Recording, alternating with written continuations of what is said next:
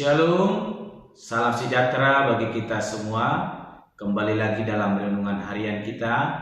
Mari Bapak Ibu kita memuji Tuhan. Kita katakan, ku tak akan menyerah. Ku tak akan menyerah pada apapun juga. Sebelum ku coba semua yang ku bisa, tetapi ku berserah kepada kehendak-Mu. Hatiku percaya Tuhan punya rencana. Hatiku percaya Tuhan punya rencana. Amin. Mari Bapak Ibu kita membuka Alkitab kita dari kitab Yesaya pasal 28 ayatnya yang ke-14 sampai dengan yang ke-29.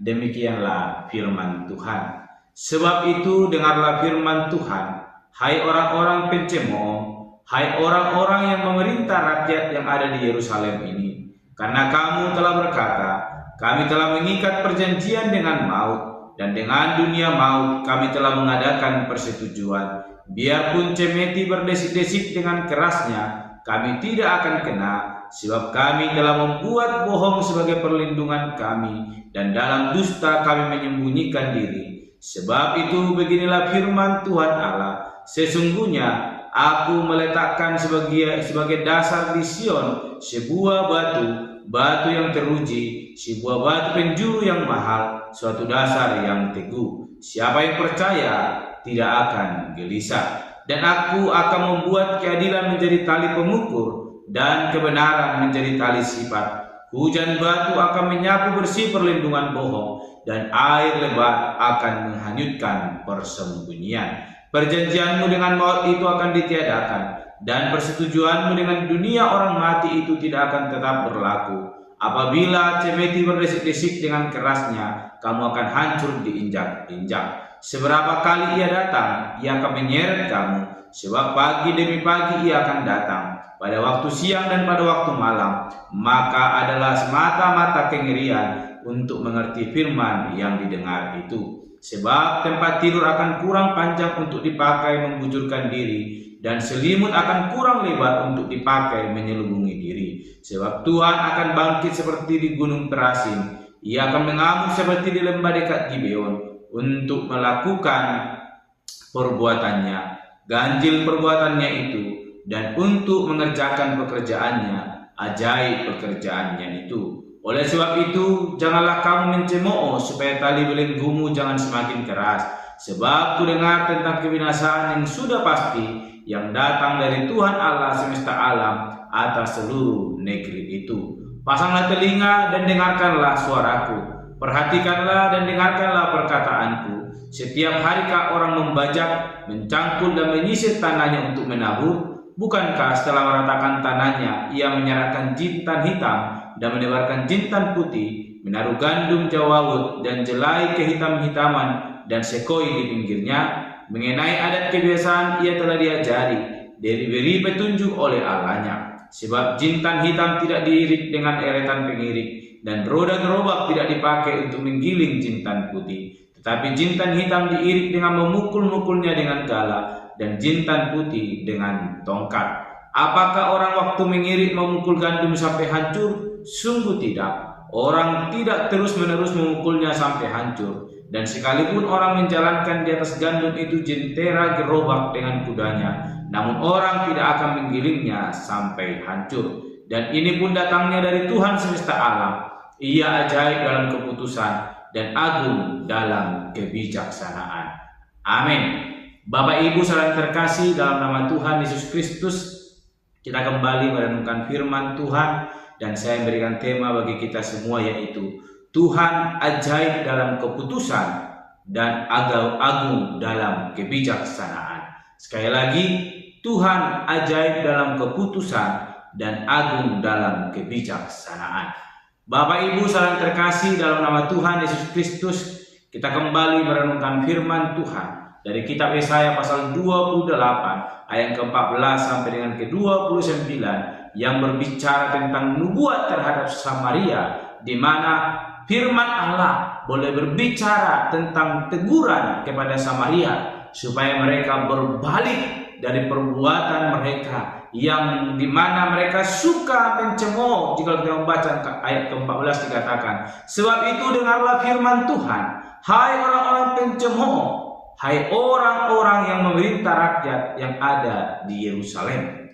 Firman Tuhan mengingatkan supaya apa yang mereka perbuat, yaitu tindakan yang tidak menyenangkan hati Tuhan, supaya mereka bertobat dari perbuatan itu dan mereka boleh berbalik kepada jalan Allah yang boleh senantiasa menyelamatkan mereka kepada suatu kekayaan yang luar biasa yang datang daripada Tuhan Allah. Kekayaan apa? Yaitu kasih karunia yang akan kita nikmati hanya dengan bertobat di hadapan Tuhan Allah.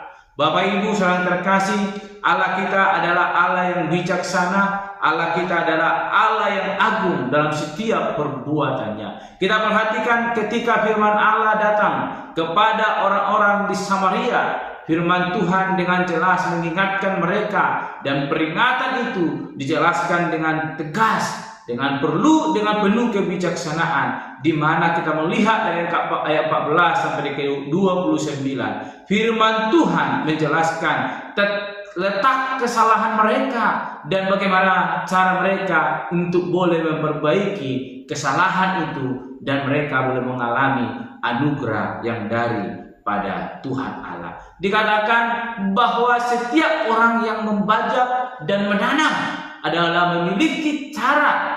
Ketika cara itu tidak dilakukan dengan baik, dan ketika menanam itu tanpa cara yang benar, maka semua akan mengalami kesia-siaan. Demikian dengan kehidupan kita. Ketika kita menjalani hidup kita tanpa arah yang tepat, tanpa tingkah laku yang benar di hadapan Tuhan, maka sia-sialah kehidupan kita. Yang datang bukanlah anugerah, tetapi suatu kehancuran yang membuat kita mengalami penderitaan.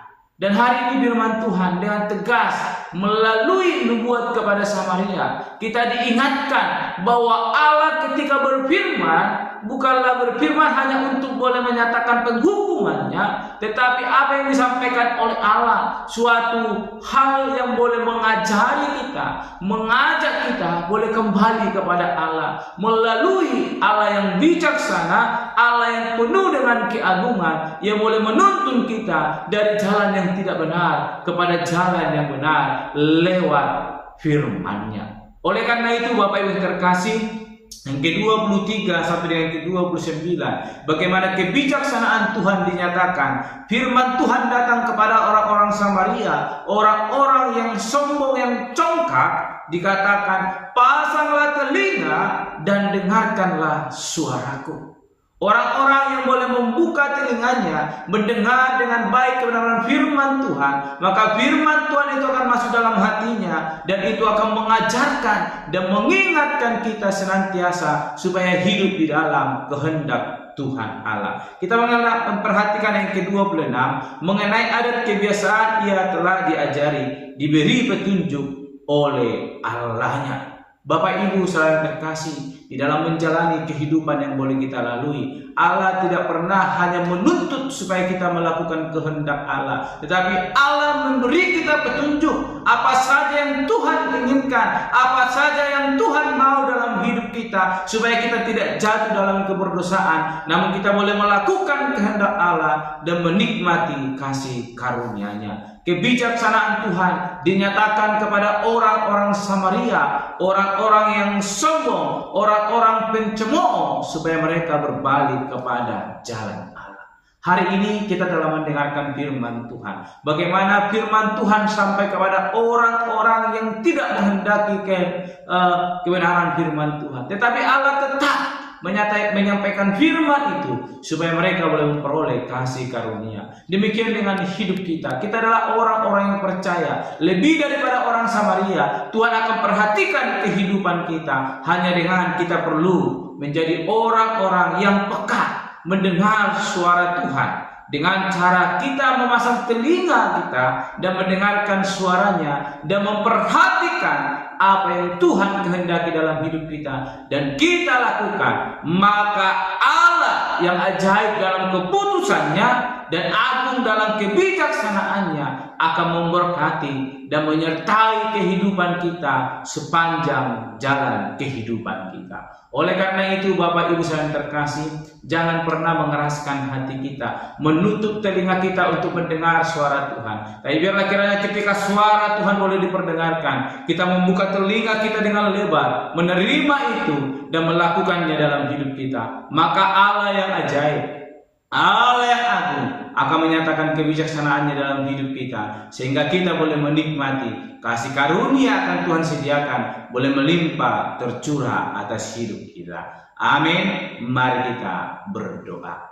Bapa Surgawi, kami kembali bersyukur untuk kebenaran firman Tuhan yang boleh kami renungkan, yang mengajarkan kami dan mengingatkan kami tentang Allah yang penuh dengan kebijaksanaan. Ketika Engkau mendapati kami melakukan keberdosaan, Engkau Allah hadir mengingatkan kami supaya kami boleh bertobat dan menikmati kasih karunia Tuhan. Terima kasih Bapa untuk kasih-Mu yang begitu besar dalam hidup kami. Kami mau senantiasa terus menikmati kasih itu, dan kami mau terus boleh membuka hati dan pikiran kami, telinga kami untuk boleh senantiasa mendengar firman Tuhan dan melakukannya dalam setiap kehidupan kami, sehingga kami menjadi orang-orang yang berbahagia yang menikmati kasih karunia Tuhan. Terpuji termulia Engkau Bapa, di dalam nama Tuhan Yesus Kristus kami berdoa dan menuntut renungan pada hari ini. Haleluya. Amin. Shalom Bapak Ibu, Tuhan Yesus memberkati.